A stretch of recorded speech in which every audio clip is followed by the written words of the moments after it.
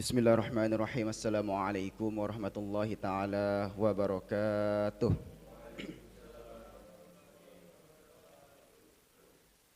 Alhamdulillah. Alhamdulillahilladzi hadana li hadza wa ma kunna linahtadiya laula an hadanallah. Asyhadu an la ilaha illallah wa asyhadu anna Muhammadan abduhu wa rasuluh la nabiyya ba'dah. Qala Allah ta'ala fi kitabil karim. A'udzu billahi minasyaitonir rajim. Bismillahirrahmanirrahim. Ya ayyuhalladzina amanu kutiba alaikumus syiyam kama kutiba alal ladzina min qablikum la'allakum tattaqun. Shadaqallahu maulanal azim. Hadirin jamaah salat subuh rahimakumullah. Pertama-tama marilah kita panjatkan rasa syukur kita kehadirat Allah Subhanahu wa taala.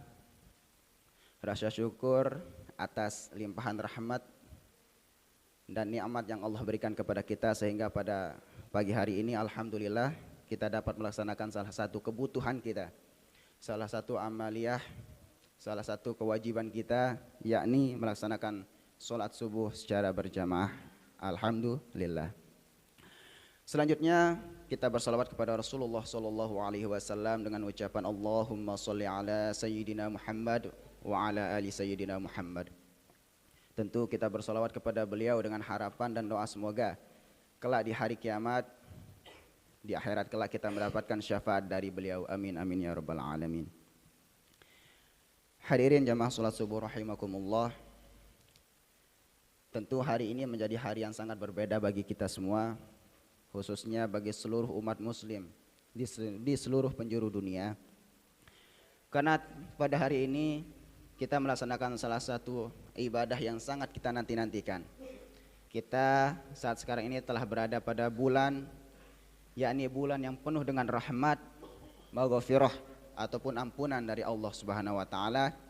Tidak lain dan tidak bukan yakni pada bulan Ramadan atau bulan suci Ramadan yang kita isi dengan salah satunya yakni ibadah puasa. Hadirin jamaah salat subuh rahimakumullah.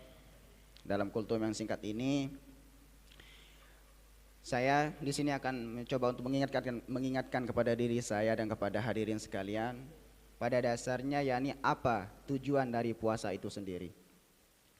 Pada ayat yang saya bacakan tadi, yakni pada surah Al-Baqarah ayat 183 yang berbunyi, Ya ayyuhalladzina amanu kutiba alaikumus syiyam kama kutiba alal ladzina min qablikum la'allakum tattaqun, yang artinya hai orang-orang yang beriman, diwajibkan atas kalian berpuasa sebagaimana diwajibkan atas orang-orang sebelum kalian agar kalian bertakwa. Jadi di akhir ayat tersebut dikatakan bahwasanya la'allakum tattaqun, yang dimana tujuan utama dari ibadah puasa itu adalah agar kita menjadi orang yang bertakwa kepada Allah Subhanahu wa taala.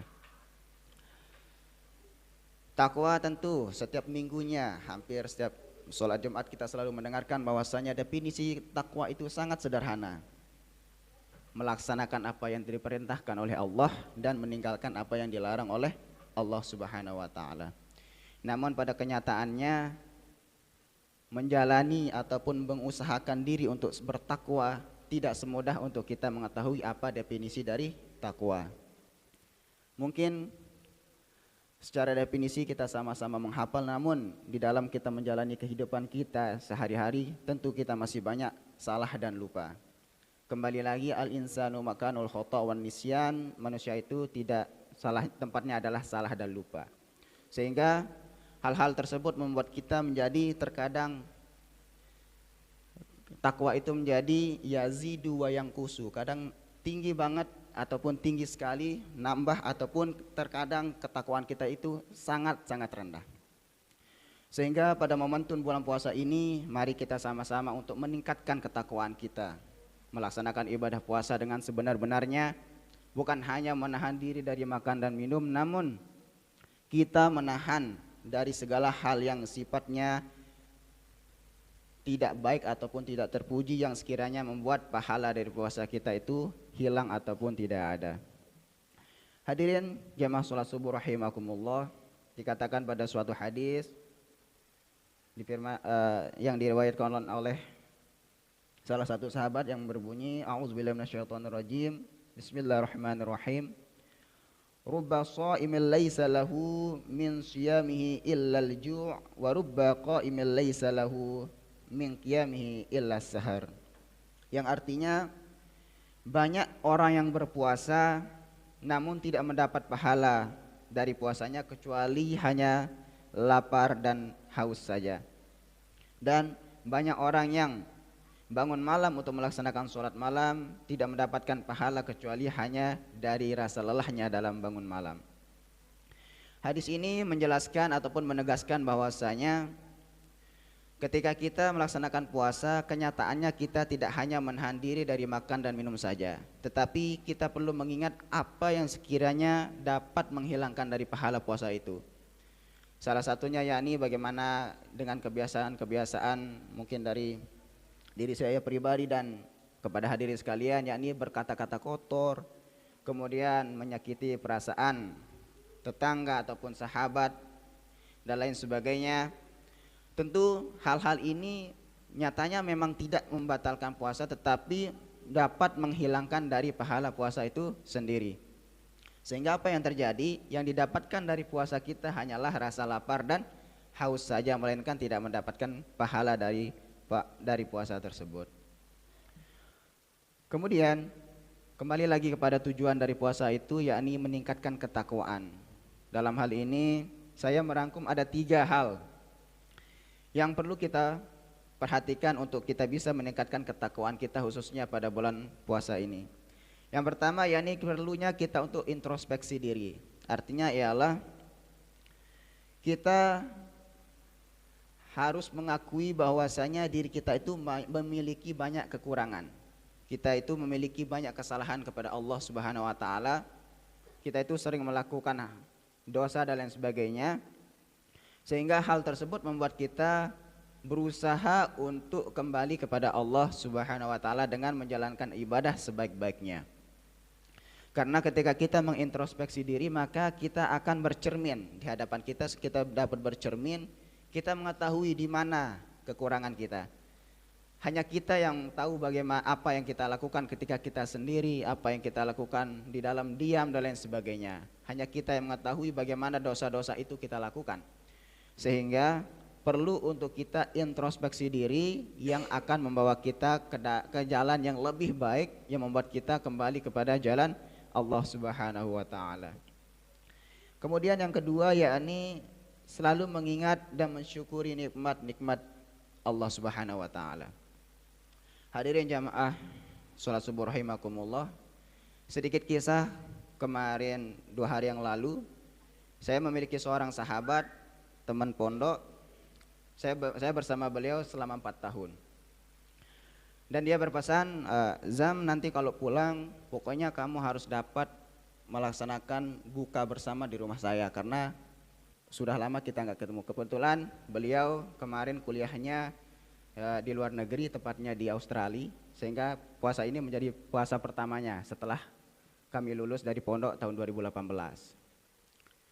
Namun qadarullah, yang namanya memang tidak dapat dipertemukan. 2 hari yang lalu saya dikirimkan pesan oleh di angkatan saya bahwasanya beliau telah meninggal dunia secara tiba-tiba. Sehingga apa? Sehingga kenyataannya sebaik apapun kita mempersiapkan diri untuk kita bertemu, untuk kita ingin melaksanakan ibadah puasa, untuk kita bertemu dengan bulan Ramadan, nyatanya jikalau memang Allah tidak mengizinkan kita untuk ketemu, maka kita akan kembali kepada Allah. Beliau masih muda, seumuran dengan saya. Sehingga saya mengatakan bahwasanya penting sekali untuk kita bersyukur ketika pagi hari kita dapat mengucapkan alhamdulillahirabbil alamin. Alhamdulillah ruh ini masih ada pada jasad. Alhamdulillah saya masih dikasih kesempatan untuk hidup. Alhamdulillah saya masih dapat bertemu dengan anak, orang tua saya dan lain sebagainya.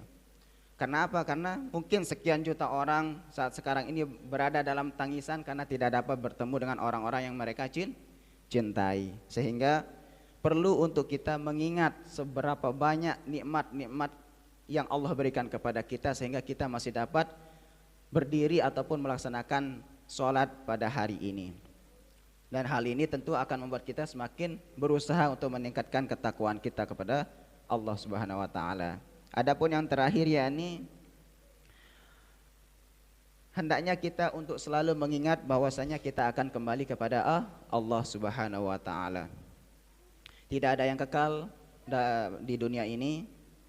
Jadi suatu saat nanti kita akan kembali. Dan apa yang harus kita persiapkan ketika kembali kepada Allah? Tidak lain dan tidak bukan ialah ketakwaan kepada Allah Subhanahu wa taala. Karena yang akan menentukan di yaumil mizan pada hari penimbangan kelak ialah amal kita.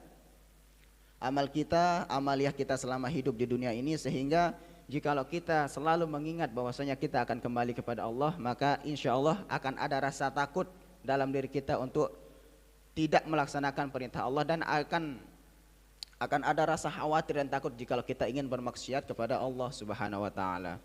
Sehingga penting untuk kita mengingat ketiga hal ini, dan khususnya di bulan puasa ini banyak hal yang membuat kita bisa meningkatkan ketakwaan kita kepada Allah. Salah satunya yakni dengan meningkatkan bagaimana kita melaksanakan ibadah sholat yang awalnya mungkin sendiri menjadi berjamaah, kemudian melaksanakan sholat sunat taraweh, kemudian tadarus dan lain sebagainya. Yang dimana hal-hal ini menjadi jalan ataupun wasilah untuk kita meningkatkan ketakwaan kita kepada Allah Subhanahu wa taala. Mungkin hanya itu yang dapat saya sampaikan, dan kurang lebihnya saya mohon maaf. Semoga kita semua selalu bisa untuk merasa takut kepada Allah dengan meningkatkan ketakwaan kita kepada Allah, dan kita tergolong kepada yang tadi yakni la'allakum tattaqun, menjadi orang-orang yang bertakwa kepada Allah Subhanahu wa taala. Amin amin ya rabbal alamin. Hadanallahu wa iyyakum ajmain. Syukran wa kafaitu bihadzal kalam. Wassalamualaikum warahmatullahi taala wabarakatuh.